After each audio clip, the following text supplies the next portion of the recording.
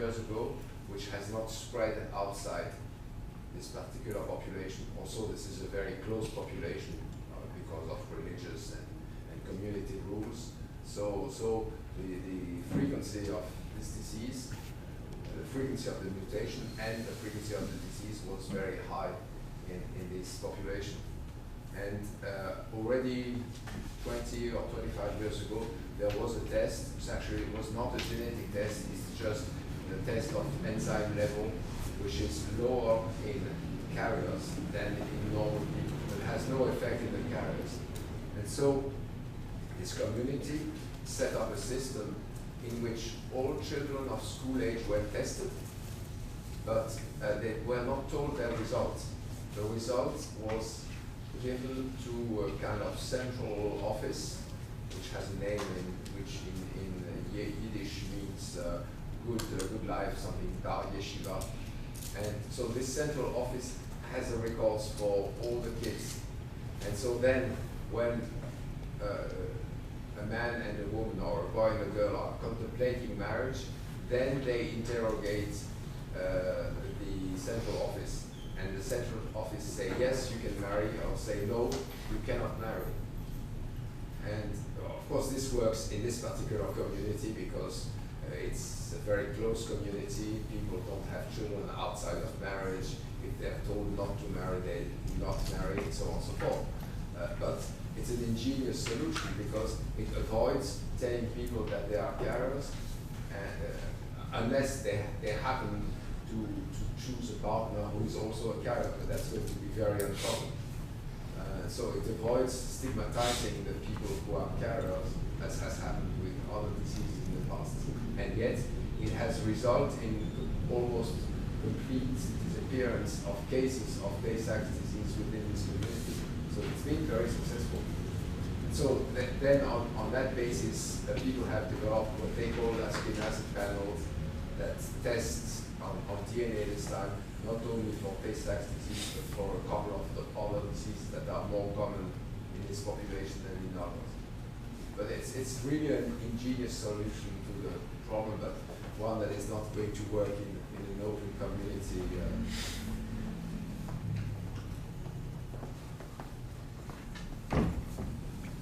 You might call it eugenics, of course. That's another discussion. Any further follow-up on this question? Yeah, I think actually, add on a little bit.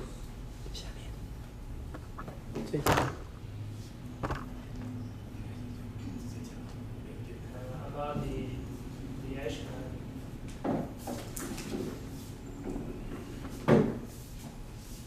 Because I was trained at Mount Sinai Hospital, the Jewish hospital. Actually, they are more ingenious than what Professor Jonah has told us. The rabbi actually participated in this kind of new eugenic activity, forgive me if I'm wrong. They actually discourage people to date, so they do one step further, not to discourage people to have a child or marriage. They give the kids when they are adults and I don't know at what age. So my point I want to raise to the socialists to discuss is how in Taiwan a religious institution like very powerful Guangshan or Sisi, they actually implement into medical practice. For example, they are very powerful in helping setting up the HLA matching system. So if we want to advance our genetic or genomic practice, I think this is a good way to work together with the community in an effective way and in a positive way. This is my reflection and my comment. But I mean, of course, the idea is that if you do, let's say, in the future, maybe everybody will be sequenced at birth, so everybody will have carry around his full DNA sequence, and before they decide to have a child with somebody, they will test the two sequences against each other, and if there are risks of genetic disease in the offspring, then they will do in vitro fertilization and check the embryos. They will do pre-implantation diagnosis. So of course this is a solution for a rich society, but it's workable. So, Bertrand, you will see the progress.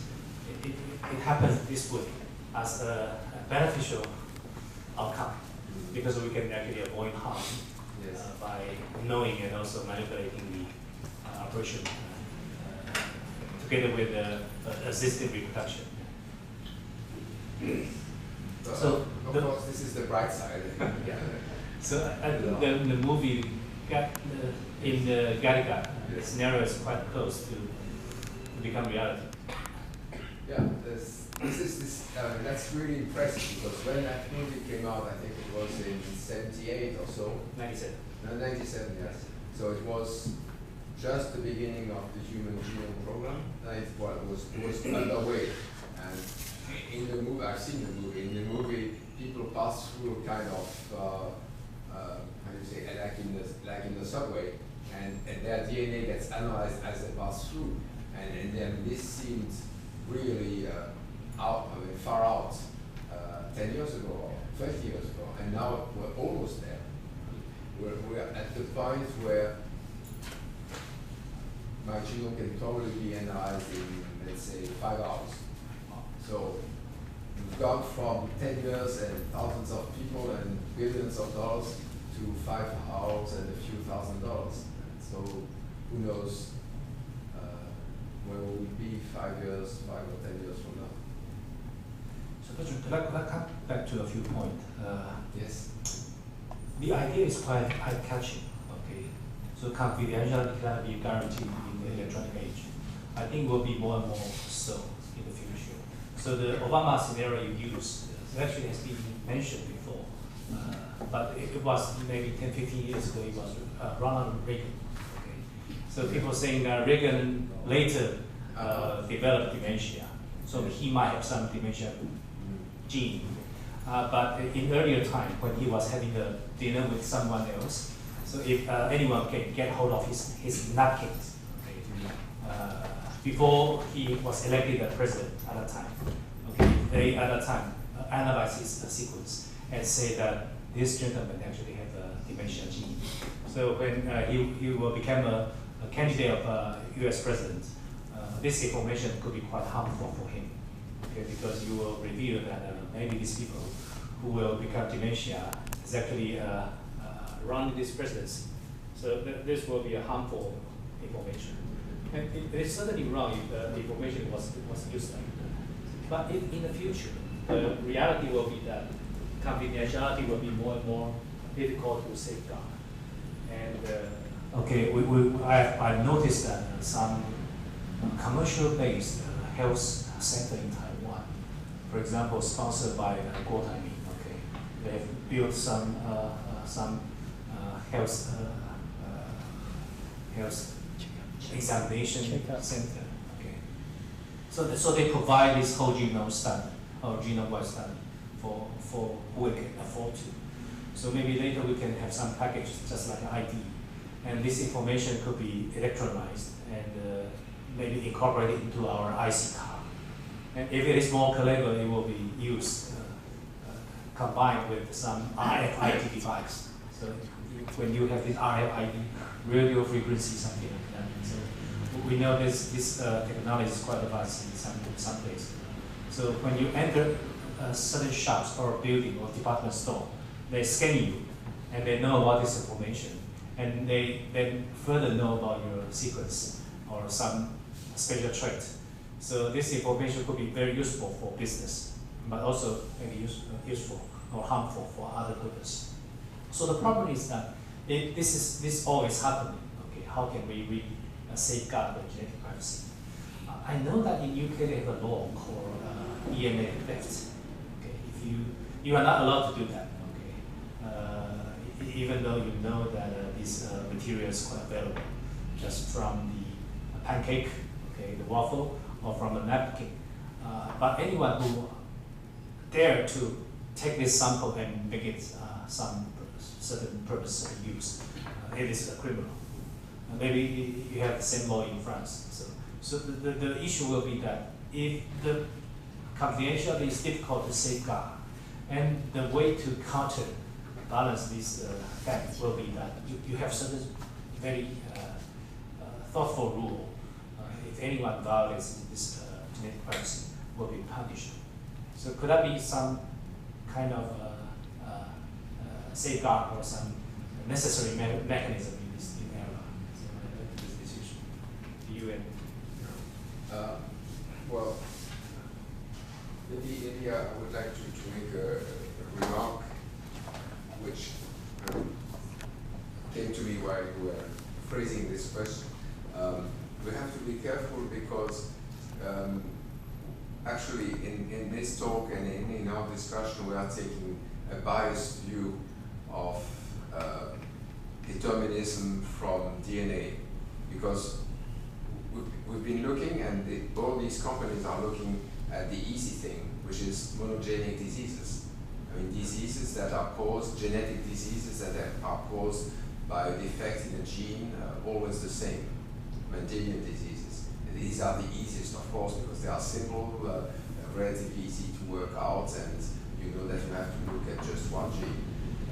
But then we tend to forget that most common diseases, I mean, like diabetes, hypertension, so on and so forth, they have a genetic, or autism, they have a genetic component, sometimes a strong genetic component, but that component is mediated by many genes, 50 genes, 100 genes, and we don't yet know all of them.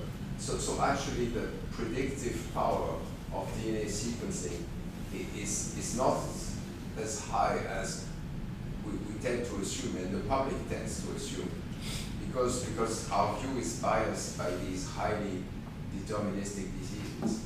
And there has been actually a very interesting paper in Science Translational Medicine recently, where they tested this assumption using just looking at the similarity in the medical history of real twins, of monozygotic twins. So monozygotic twins have essentially exactly the same genes, and so the extent to which their medical history is similar tells you how much the genome is responsible for the individual's medical history. And the conclusion is that there is actually a lot of difference.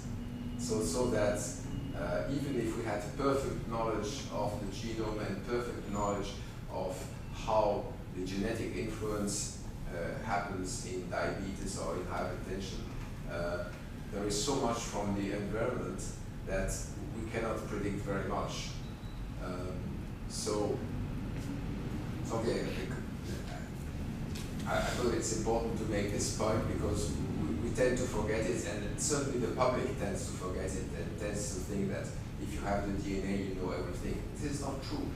We don't know anything because we're still ignorant of many of the aspects of how the genotype goes into the phenotype, and also it's not true because there's a lot of things that happen between genotype and phenotype. So now to try and answer your question, I think it's a problem of legislation. The law has to say what's right and what's wrong. On the other hand, some laws are very easy to break, but it's still important to have a law, even if some people break it.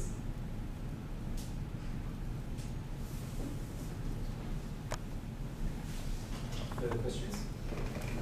Please. Concerning the bioethic,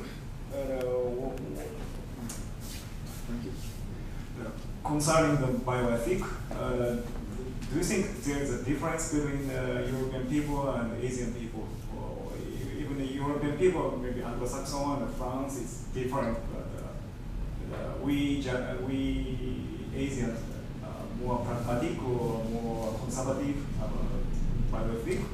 Or what is your impression?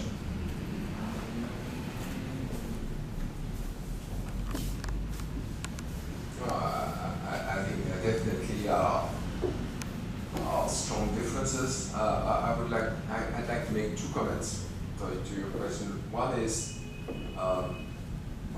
the difference between, say, the US attitude and the European attitude. European, generally, I mean, not only in France, but that's also true in Germany, UK, and so on.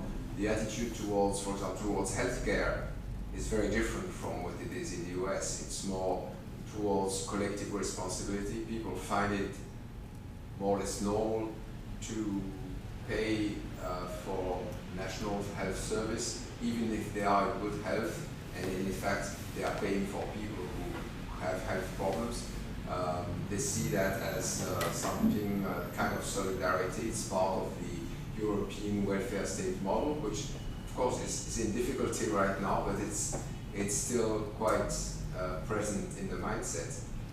In the US, you find many people who don't see why they should pay, why they should be forced to take health insurance if they are in good health. They don't want to pay for the people who are ill, and they feel that they are responsible for their own health. They don't want government to interfere with their life, and they oppose, even scientists like you and me, they oppose Obama's healthcare system, which to us Europeans seems like a really minimum common sense thing to do.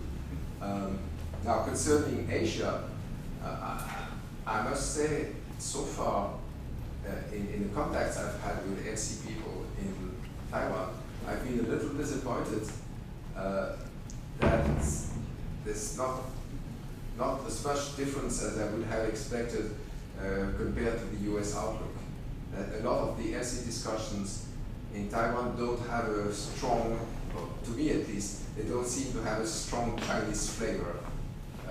Because I think the Chinese philosophy and attitude is a lot less individualistic than the American attitude, but it doesn't seem to influence specific discussions about genome ethics and so on so much. And so maybe, well, at the beginning of the ELSI program in the NRPGM, I remember we had those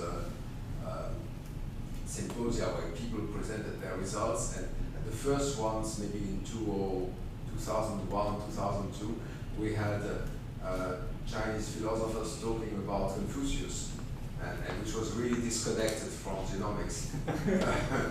And in fact, they were talking in Chinese and presenting posters in Chinese, so it was very difficult for me to follow.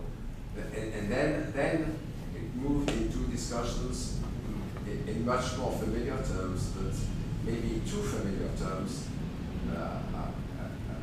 I would like to see more different cultural flavor to what I've heard so far. So I'm sort of complaining. Yeah. Well, I probably can add a little bit comment on this phenomenon. I think the former ELSI scholars, people in Taiwan, when they joined this research program, I mean maybe 10 years ago, most of them were trained in the Western country. So the methodology, the issues, the article they Google, I think is mainly the Western based. But the society is also changed rapidly. Okay? I think it's probably a common phenomenon, maybe in Taiwan, probably in Korea is strong. Okay, there's a strong tendency to catch up with the world trend, and there may be some difference between Korea, Taiwan, and Japan, because Japan at the same time very modernized. Okay, in the technology, but we know that in Japan there are certain traditional cultural barriers are very strong in their social reform. So there's an interesting phenomenon. Yeah, I can understand the disappointment, but you should have told me this 10 years ago, or a letter to the local scholar. I think the case in Korea is probably more westernized because of the the entire More pragmatic. or the how can I call this, the national personality, want to be acknowledged internationally or even taking the lead. So regarding the Western standard as probably more admirable to be pursued. I think the actually so-called Chinese, is very practical. Yes. Race, right? So if I think the most people who do the trading very well. I mean, is one is Chinese, one is Jewish. Okay. So I think as far as I know, many people, many professionals who devoted to DNA staffs around us was very eager to get rich. So I think I think the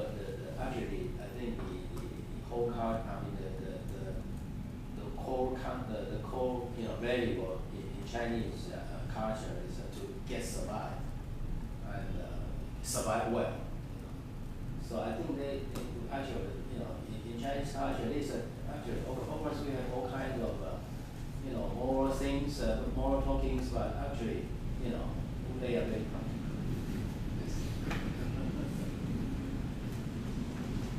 Any further comments or questions? Well, I think if those sequences can be very cheap, and I think there might be good help, a bigger help. Say like now we have breast cancer becomes the #1 incidence, female cancer in Taiwan. Okay, so and that's a global trend. Okay, so now each year we have 8,000 fresh cases of breast cancer cases. Okay, but nobody knows how many percent of them carries BRCA mutations. We estimate maybe from 5 to 10 or something. But I think the first we should do to prevent breast cancer is we should catch the high risk group. So I think every woman with fresh newly diagnosed breast cancer, we should check their BRCA genes. Yeah, and this is not done systematically? No, actually, the breast surgeon here is not interested in this kind of things at all, So, but actually from the experience of Ashkenazi, New York, family history that's not a good predictor of BRCA mutation. So I think if those things can be done very cheaply and effective, I think the first thing in Taiwan you should be doing is all the fresh newly diagnosed breast cancer patients should be offered rapid sequencing of their BRCA genes, and if they are positive, and of course BRCA gene positive breast cancer has special clinical manifestations, and also their relatives can be tested. So I think another thing I think we should be doing is ADPKD genes. Taiwan was very famous for our highest incidence of hemodialysis, renal dialysis in the world. Now, fortunately, we become the second. But I know also the same. In the populations receiving so-called renal replacement therapy, 10% are ADPKD. But all the same, in Taiwan, the patient receiving dialysis did not check for the ADPKD genes. Actually, it's if we can get rid of those people who get receiving dialysis because of ADPKD, then we may be able to reduce the dialysis population for 10%. So I think maybe we should be, you know,